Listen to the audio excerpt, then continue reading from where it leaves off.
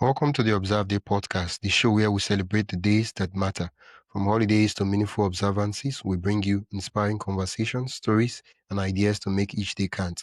Whether it's raising awareness, learning something new, or simply sparking joy, this is your space to explore the calendar in a whole new way. I'm your host, Wisdom Okonkwo, and I'm excited to share today's observance with you. Let's dive in. Today's guest is Mr. Whiskey, a U.S. Navy veteran, speaker, and host of the Couple of Nukes podcast. He shares raw, honest conversations about faith, mental health, addiction, and recovery, helping people turn pain into purpose. Okay, welcome to the podcast, Mr. Whiskey. Thank you for having me. It's great to be here. Yeah, you've been open about your journey through trauma, addiction, and faith. What was the turning point when you realized you need to speak openly about suicide and recovery? It was never really at the forefront of my mind. When I started my podcast, it was supposed to be a comedy with some life advice. And when I thought about life advice, I figured we'd, you know, just give more generic advice to people. I figured if anything, people would reach out and say, hey, I like this girl. How do I talk to her? Or Yeah. my boyfriend's mad at me. What did I do? And the more we dove into military matters, it was a very commonplace conversation that suicide would happen to be brought up because the base I was at, we had about 1 to 3 suicides a month, which is Ooh, a very high that's rate, a lot. one of the highest rates in the whole country as far as military branches Yeah. and bases. And then my ship set the record for suicides, 3 in a single week, Ooh. good amount in a year, about 13 in a year and a half period. So, my ship went under investigation and stuff. So it was always talked about a lot. Some people get very taboo about it. We're not going to talk about it. It's, Yeah. bad omen too, and let's not talk about it. But we need to spread awareness and prevention. And so, my show, I had no problem talking about it, being real with it. Some people aren't comfortable with it, but I'm very comfortable with it because I rather have uncomfortable conversations to save Conversations. lives Yeah. than sit in my own comfort and see people pass away. And Yeah. so wherever I go, if people want to talk about it, I don't mind. I've stopped several suicides myself. And I don't say that to brag, but I've Yeah. been in situations where I've had to stop them both in person, over the phone, late nights out talking to sailors who just showed up at my place crying, Mr. Whiskey, we want to talk to you. And one of the things is the reason I attracted those kinds of people was just always listening, always comforting, always being respectful, and when you build a character and authority of being someone who listens and understands, is not judgmental, people are more likely to come to you with those issues because not Yeah. everyone wants to talk to anyone about suicide. A lot of people don't want to, and oftentimes they don't even want to talk to the people closest to them because it can be embarrassing because of the stigma Yeah. around it. It can be very vulnerable and very difficult to talk Yeah. about. Yeah. Wow. You mentioned you've witnessed serving in the military, you witnessed a lot of um suicide firsthand, right? And for me, how have those experiences shaped the way you talk about suicide prevention today? It's for some people, it's a very alien, distant, conversation. When they've never met someone who's, been through that Yeah. or known someone, it kind of just, I don't know, it doesn't sound real. It feels like a You're kind of textbook detached from definition. it. Yeah. You're very detached from it. But when you're in the midst of it, you see people crying, you see the loss. A lot of people don't realize, and on one of my episodes, we talked about, the average person, if they commit suicide, they leave behind about 8 to 15 people, who Yeah. are affected directly by it, especially that person is a parent and has a family. But even Yeah. people who are single and live by themselves, we connect and cross paths with so many more people than we realize, and in so many more meaningful ways and deeper levels of connection than we realize. And so, having been through it, I understand how painful the subject can be in terms of people who are going through it and the loved ones affected by it as well. And the biggest thing is it's a very mind boggling subject where people are often confused. Why did this happen? Why did the person do it? A lot of people take guilt. What did I not do? Was I not a good enough friend? Was I not a good enough parent? Was I not a good enough child? A lot of people harbor guilt. Did I not pick up on the signs? Did they try telling me and I didn't? Yeah. hear it. So suicide affects a lot of people, not just the person who takes their life, but everyone around them. I just want us to touch on, why you're introducing your own experience with suicide firsthand. You mentioned that you've witnessed suicide in the what do you call it now? Is this will I say ship? Yeah, ship. Yeah. Um, do you think that anything could have been done with regards to the environment, right, to help prevent so many tragedies like that? It's we have to generalize and also individualize prevention. So it's hard to generalize because when you look at all the people taking their lives, they're people from all over the world, all over different cultures, different Yeah, religions, different, skin colors, different genders, different ages. It does not discriminate, and so it's hard. So what we can do is pick up on, what are common things that affect the people. A lot of times, it's not just one moment. It can be a one and done moment where something major happens, but a lot of times these people have been dealing with depression, anxiety, or a stressful situation. Sometimes it's finances. In the military, a lot of times it's the lifestyle. yeah, Sometimes they're dealing with addiction. And so, it's important to look at that. And I think, as far as, like, the whole around the ship and everything, it's just so eerie because sometimes, you don't know right away that it's happened because yeah, you didn't know the person, right? Because there's a lot of people in the military, but sometimes we would know because the flag would be at half-mast. So, someone had committed suicide, they would drop the flag to half-mast, and you would just walk out and be like, "Oh, wow." And, it's just our captain was very honest about it. He would cry when talking about it because he took responsibility. When he called the parents, he had to call the parents and say, yeah. "Dear That's ma'am sad. slash sir, your son slash daughter was lost on my watch under my command. I take full responsibility." It's hard. I think one of the biggest issues with the military is the fact that there's so many people and there's so many people faking mental ailments to get out of the military. There's so many people who have real mental ailments and there's not enough medical people that the care isn't individualized. It's so generalized. You Yeah. go to medical, they have you fill out a piece of paper on a scale of 1 to 10. How happy are you? How How depressed happy? are you? Are you eating? And you don't get that individualized care. A lot of people on my ship had to wait months to see Oh, a mental health professional on a ship. All the civilian doctors were booked out for months. Unless you were actively suicidal and attempting harm or thinking about it, you couldn't get seen. And even when you were seen, they would see you for maybe 30 minutes.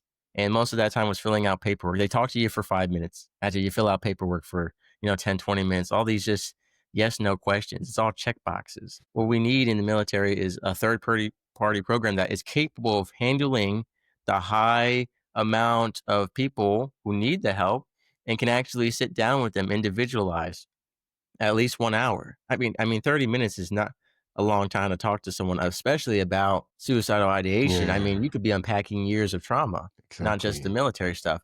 But their priority is just get the person no longer suicidal. And that's great for the moment, but we need long-term care so that this doesn't happen again. I Yeah, mean, most people who are suicidal, it's not their first time. They've had thoughts in and out for a while and it just builds up. yeah. Well, now you've been talking about people not even having conversations, right? And for me, from the very beginning, you mentioned that when a lot of times when people bring up suicide, they see it as a taboo subject, or people don't want to talk about it. It's obvious, like the atmosphere changes. You're like, oh, what happened? Everywhere was lively. Why is everybody not talking about this thing anymore? No, no, no, we don't do that here. What do you think, especially in the veteran communities? How do we get people to open up and get them to really, really share what they're going through? Yeah, I think one of the beautiful things about technology, as much as I'm against social media, is that platforms have been created for people to have a voice, either anonymously or, with their identity. So Yeah, people have been guesting on podcasts, sharing their stories about suicidal ideation, whether they attempted or harmed or whatever it may be. You hear from the side of the people who are suicidal, and then you also hear a lot of guest experts speaking on suicidal ideation and yeah, suicide prevention awareness. Same with social media clips and content creation. So having platforms where people can speak about it and where people are being accepted for speaking about it is great. Yeah, I think the biggest thing with veterans is I think veterans people have this idea that veterans are very judgmental, especially, men are kind of like, "Hey, toughen up," and stuff. But I think a lot of veterans are actually quite empathetic because they've lived through a lot of the same stuff. So they Yeah, can understand how difficult and how painful the hardships are. And so yeah, I think the biggest thing is actually while the civilians say, "Hey, we have these open arms, come talk to us about, what you went through in the military," that lack of relatability can make it difficult. But I think, listening without judgment, I think that we've seen a lot of great strides towards suicide not being a taboo subject anymore. My big focus, while veterans are important, what I've been doing a lot of research on and trying to focus more on now is actually suicide prevention in children because it's one of the leading causes of death in children as young as 10 years old. And so that is truly sad. A lot of that has to do with social media, but there's a lot of contributing factors, so I won't pin it on just social media. But one of the number one causes of death, at least here in the United States, is for children is suicide, and that's a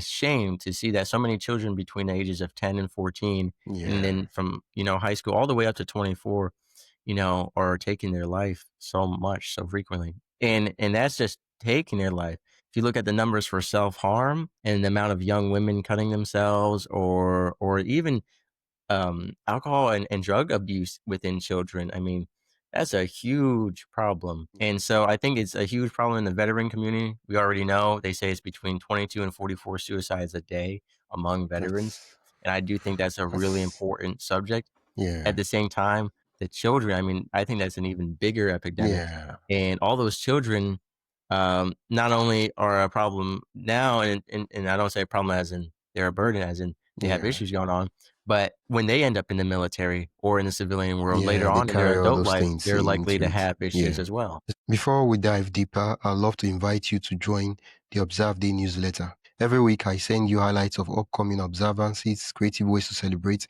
and behind the scenes extras from the shows. It's the perfect way to stay inspired and never miss a meaningful moment.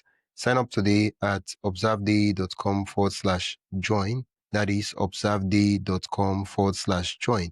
Now, let's get back to the conversation. See, a lot of the times when suicide itself, it's a taboo topic, right? For a lot of persons, I still don't know why that is, but I feel like it's a very, very important subject. But even then, a lot of persons, when they hear suicide, they have so many misconceptions. I don't even know how they thought of that thing and where that is coming from. That's for suicide, right? And then you mix suicide with veterans, people in the military having suicide thoughts combined together.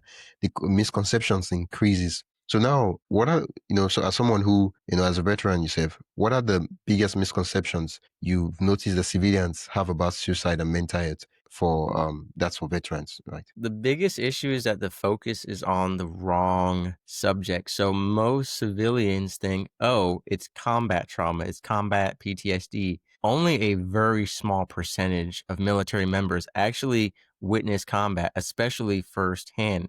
A majority of the military is doing other stuff, important stuff, don't get me wrong, Yeah. but they're not combat based. Yet they still suffer from the hardships of the military lifestyle. They still make a lot of selfless sacrifices and deal with a lot of depression, anxiety, stress, addiction, right? So many people want to say that the cause of veteran suicide is PTSD. It's a lot of different factors. Yeah. And yes, we should address PTSD as one of the root causes, especially for the combat veterans, but we need to address all the factors, the biggest thing being the military lifestyle itself, in order to have the most reach and most prevention instead of just narrowing in on such a niche group. Again, they're very important. In fact, I feel for the combat veterans more than anyone, but everyone is at risk, So it's important to not just focus in so much on the higher risk people. Obviously, we want to give them our full care and attention, but we need to understand that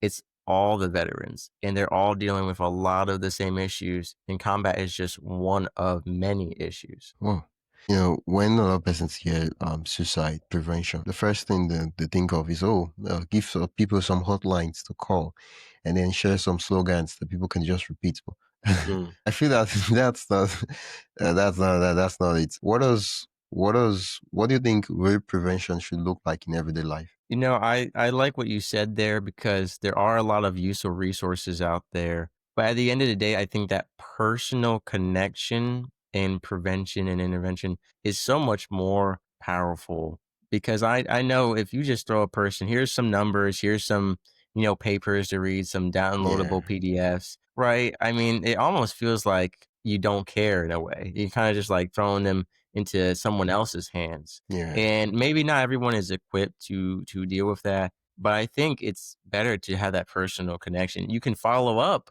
with one of those companies or resources. But I think that main frontal battle should be you and them. Especially if they came to you with this issue, that shows a level of trust. It may show a yeah, level of desperation depending on the situation, but it shows a level of trust. Obviously, they want to talk to someone about it. And if they want to talk to the hotline, I feel like most people know they can call the hotline, right? I yeah, think they're looking for that personal connection to know that someone cares yeah. and To reach someone out to cares them. deeply, not just someone on the other end of the hotline saying, I care about you. That's part of the Yeah, I script. mean, that's your job to say that. I wanna know that the people in my life care, my friends and my Yeah, family, people who actually know me, who have been through stuff with me.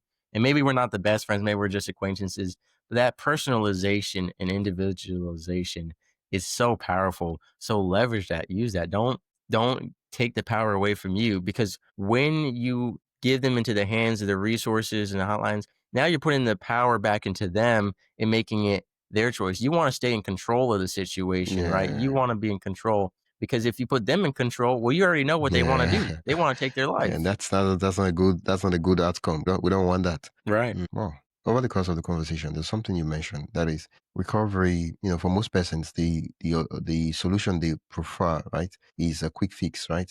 Just get them not to think suicidal thoughts. But for someone, this suicidal thought is coming from something being. Usually, I feel like suicidal thought is not exactly a problem itself. It's a symptom of something being wrong, right? Yeah. It's a symptom of something broken, faith, identity, relationship, and all the list goes on, right? And people don't the solutions, the preventions and all those things that are there, they don't try to go down to the root cause. Instead they're like, oh, let's just get him not to think of suicide at all. But the thing is, as long as that issue is there, over 1 month from now, 2 months from now, they're back at it again, like, oh yeah, what do I do?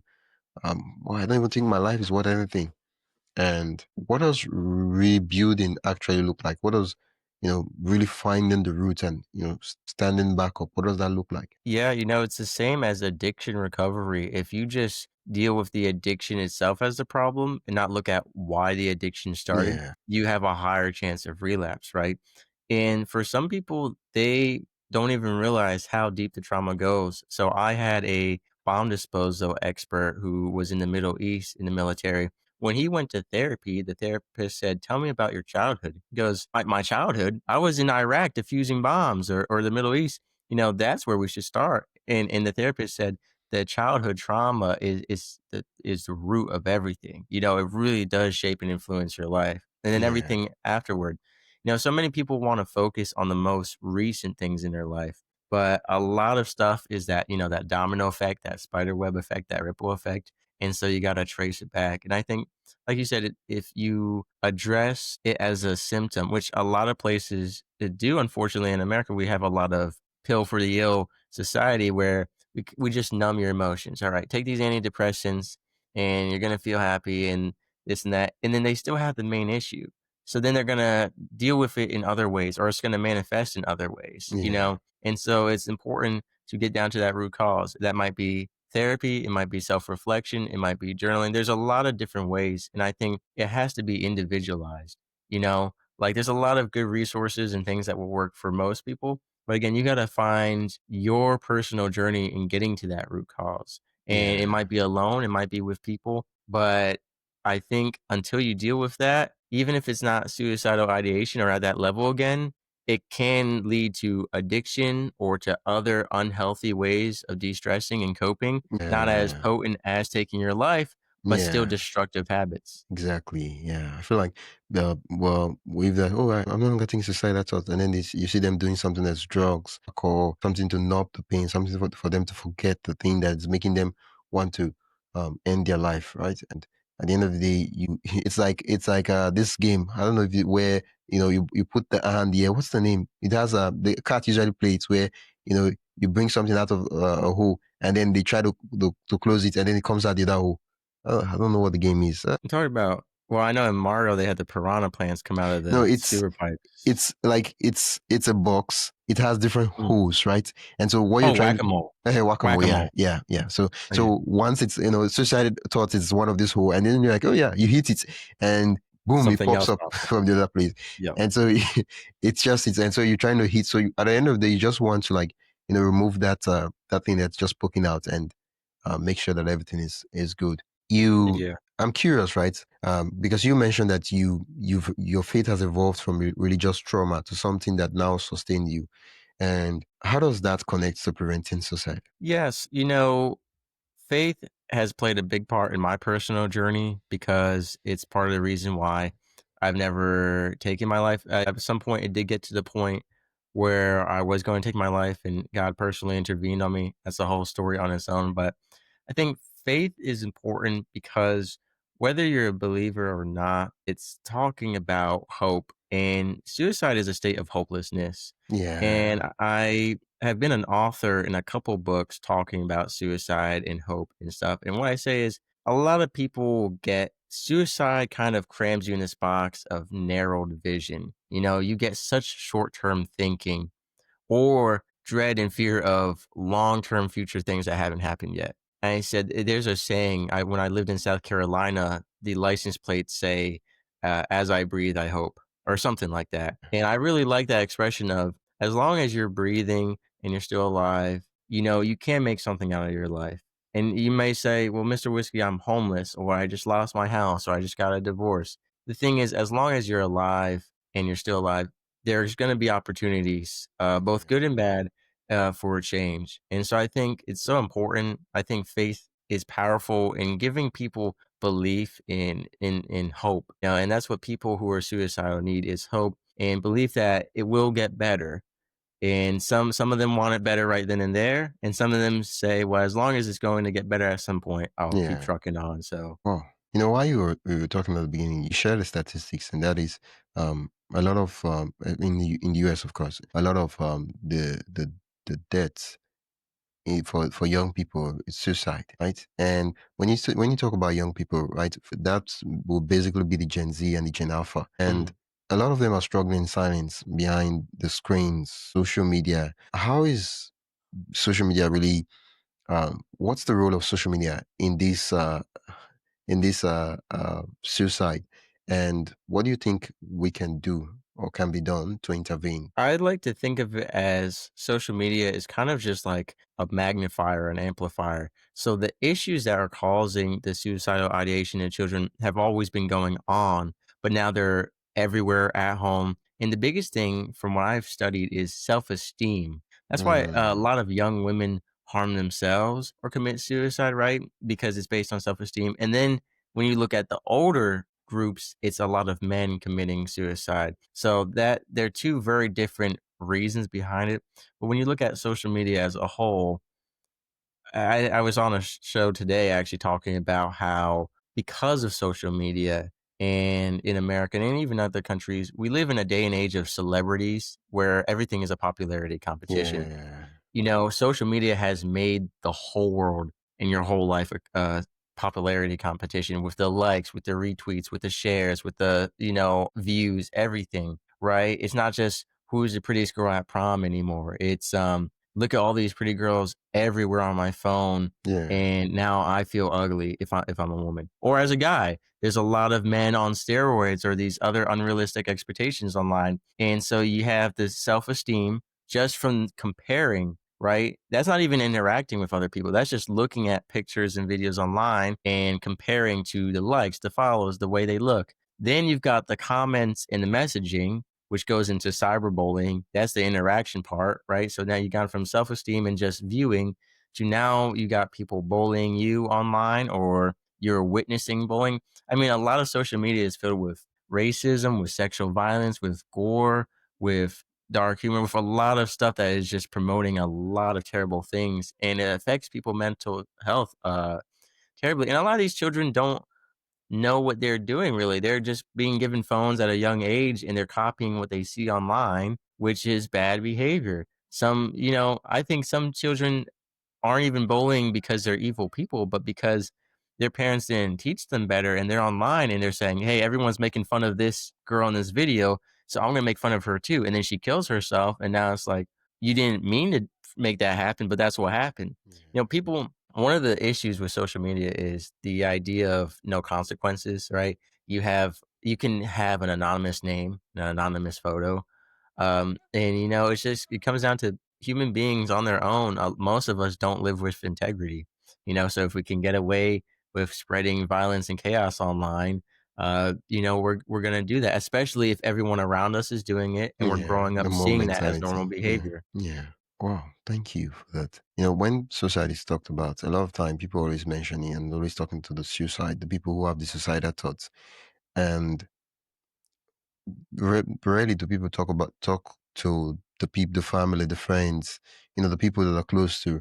The thing about suicide is that it could be anyone, right? It's not like, oh, it has to Mhm. be. I know we talked about the, veterans, but it could be anyone, right? And that's the thing. You don't even know if sometimes we've had situations where people have conversations, and then you hear that, oh, committed suicide, and you're like, how did that happen? But we just spoke, and he did everything was, and it's not the fact that he died that's the thing, that's shocking, but it's the fact that you can't even wrap your head around the fact that, oh, this guy I just spoke to and we're having a conversation, we're just laughing, we're just having a good time, Yeah. he went on to commit suicide. And so for people like that, the 8 and the 15 people that are left behind when people commit suicide, are there warning signs we could look for?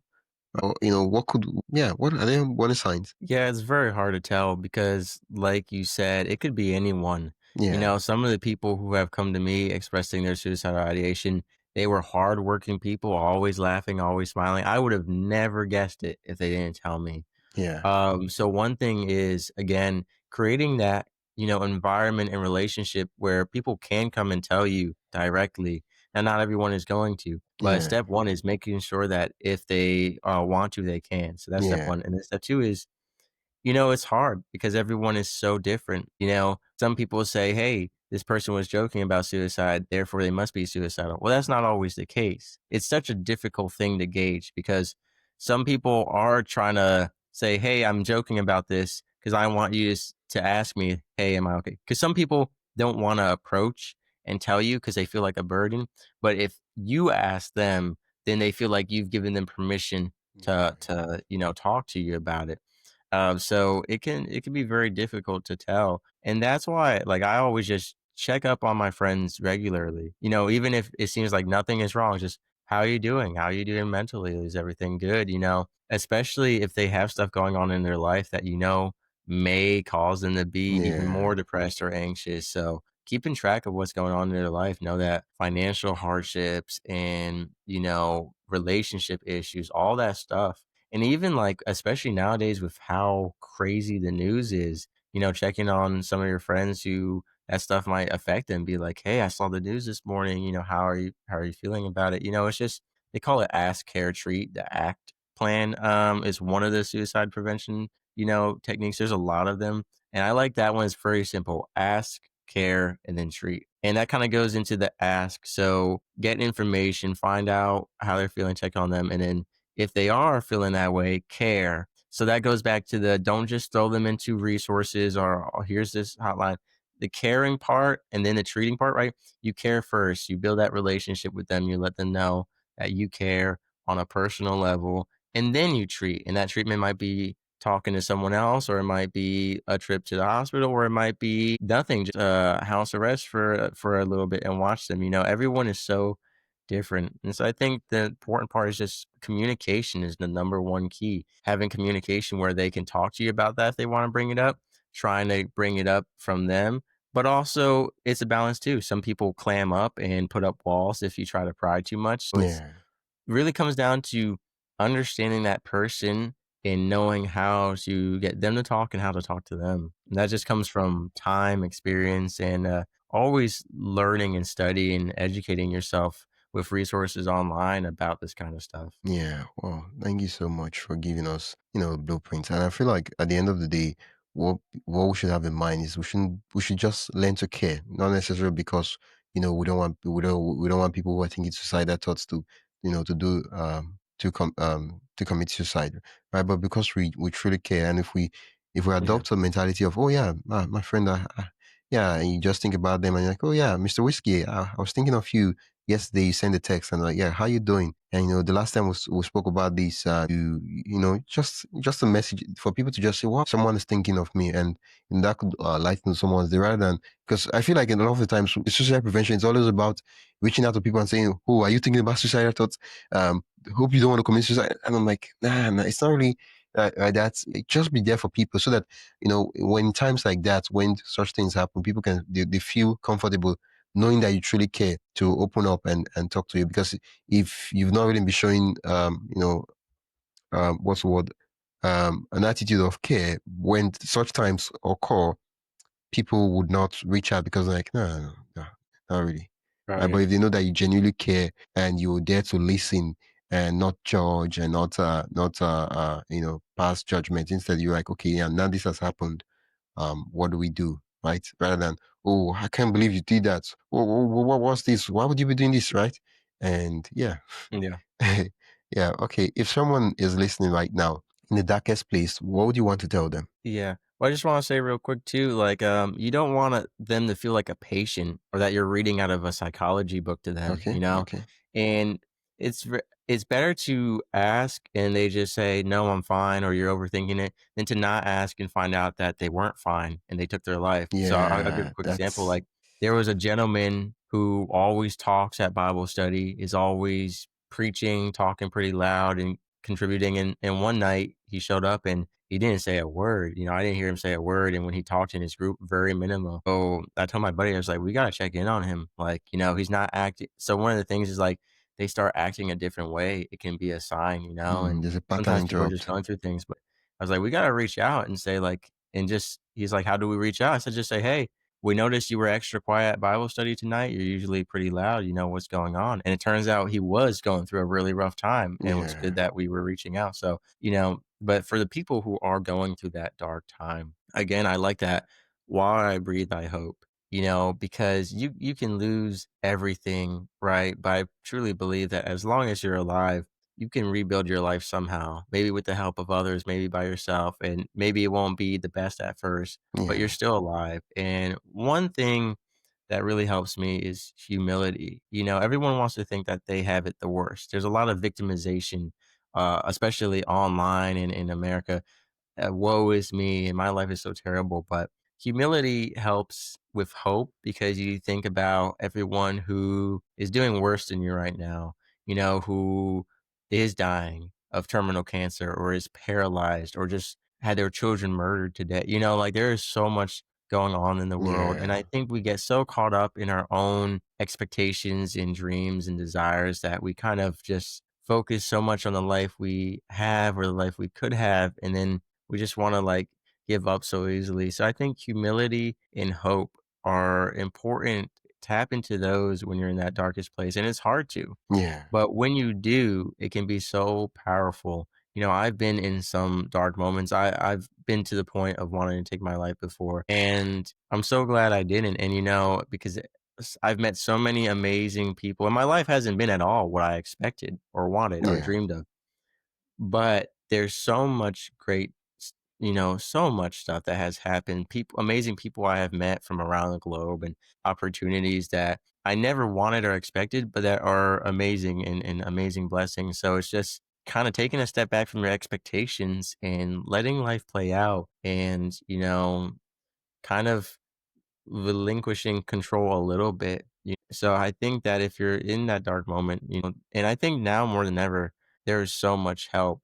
I truly believe yeah. that. Well, thank you so much, Mr. Whiskey, and for sharing um, this valuable piece of advice on sus- um, people going through the dark days. And yeah, I do hope that this world would be a light for them to just see that there's hope as long as they breathe.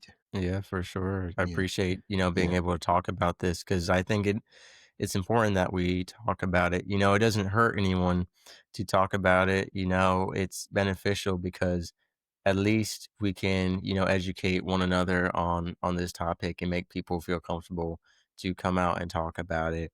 And I think, you know, not just during National Suicide Prevention Month, but throughout the year, because again, you never know who it's going to be. And every day, I mean, there's so many people in the world and so much depression going on that at least once a day someone is taking their life. So Yeah. when you think about that, when you wake up and say, man, someone took their life today, what can I do to help prevent that? You know, and sometimes it's just as simple as a conversation like this. Yeah.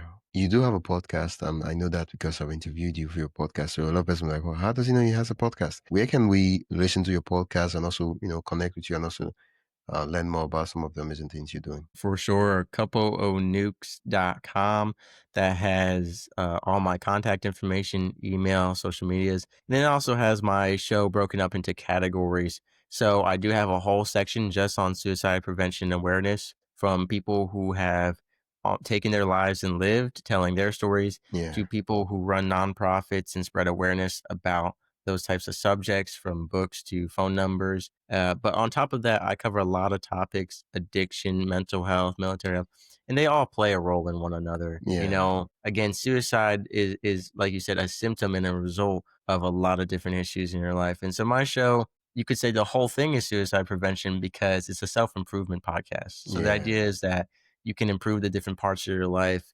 and live the life that you want. And my whole motto, my subtitle of my show is rebuilding our dreams and rebranding our lives. Oh, So it's about, you know, coming from failure and trauma and people who have had to live other people's lives and all this, even from the point of suicidal ideation or attempts, to rebuilding, you know, our dreams, rebranding our lives. You know, I think instead of I get it. You can wanna give up, but why give up when you can pivot? And it can be rough to restart, but yeah. at least we can make something new, and that something new can often turn into something better, you Yeah. know? So, coupleonukes.com, I've got books, I've got resources on all kinds of different topics and subjects, and highly recommend it. Well, once again, thank you so much. It's been an absolute delight to chat with you. Thank you for the opportunity. Yeah, I'll put the links in the show notes and listeners can just click and go directly to the sites mentioned. That's it for today's episode of the Observeday podcast. Thank you for spending your time with us as we explore today's observance. If you enjoyed this episode, be sure to subscribe wherever you listen to podcasts and share it with a friend who'd love to celebrate life special days too. Don't forget to join the newsletter at observeday.com/join for more observance stories, tips, and updates. Until next time, keep finding meaning in every day.